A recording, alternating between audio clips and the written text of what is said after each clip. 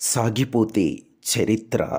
రచన doctor బాణాల శ్రీనివాసరావు.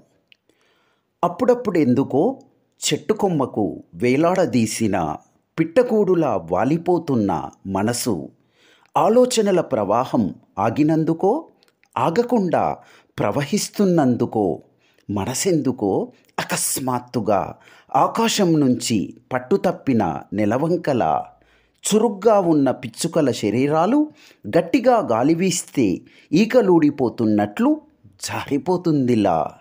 ఎగిరెగిరి ఎంతో ఎత్తికెళ్ళి గాలివాటంతో ఈదుతున్నా, దారం తెగి తేలిపోతున్న గాలిపటంలా. కొమ్మలు తమంతట తామే కదలకున్నా, అదే పనిగా రంగుమారి రాలుతున్న ఆకుల్లా. బహుశా అచేతనంగా అందుకే వాలిపోతుందేమో. శరీరంలో మనసుందా, మనసులో శరీరముందా తెలుసుకోవడం జీవరహస్యం, జీవిరహస్యం. తనంతట తానే మండుతున్న ఎండ భూమిని వేడెక్కించాలని శాయశక్తుల ప్రయత్నం. అలసిపోకుండా, ఆపకుండా కాస్తూనే ఏదీ స్తంభించకూడదు.